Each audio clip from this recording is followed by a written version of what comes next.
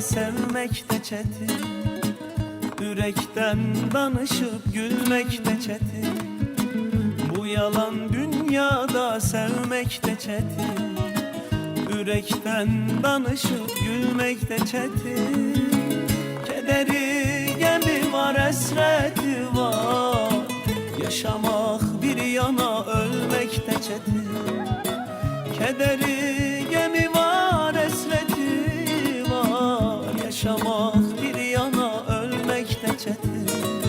Hardadır o xoş günümün dostları, mən belə vaxtda birini tapmıram. İndi hərə bir tərəfə gizlənib, ünvanı yoxdur, yerini tapmıram. Bilmədim dostluqda təmənna olar, eybi yox, hər şey yenə bərpa olar. Gələn günüm bundan da əla olar, yenə də köhnə dostlarım peyda olar. Dostum, seni dar günde tanıdım, kendime dost seçtim dostum.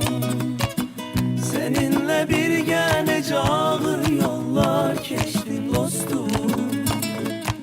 Badəni qaldırıb senin sağlığına içtim dostum.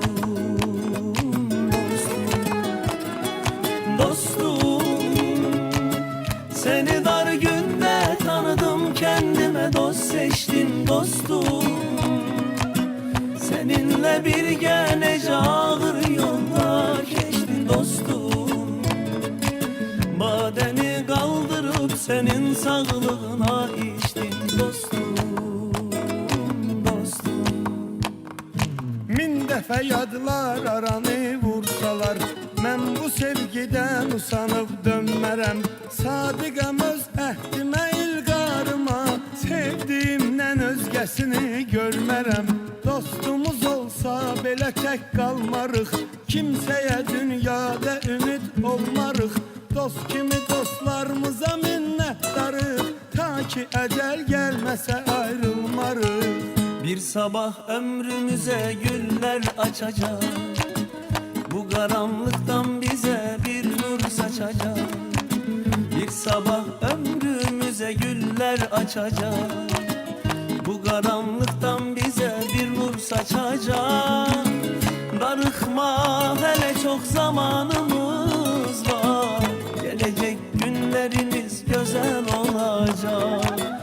Darıkma, hele çok zamanımız var, gelecek günlerimiz güzel olacak.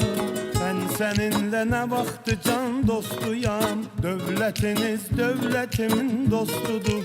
Sende de var hakka inan, mende de namusunuz gayretimin dostudur. Ötüp geçen dost bize lazım değil, küsüp giden dost bize lazım değil. Yalan diyen dost bize lazım değil, özün seven dost bize lazım değil. Dostum, seni dar günde tanıdım, kendime dost seçtim dostum. Seninle birgə necə ağır yollar keçtim dostum. Badəni qaldırıb senin sağlığına içtim dostum. Dostum, seni dar günde tanıdım, kendime dost seçtim dostum.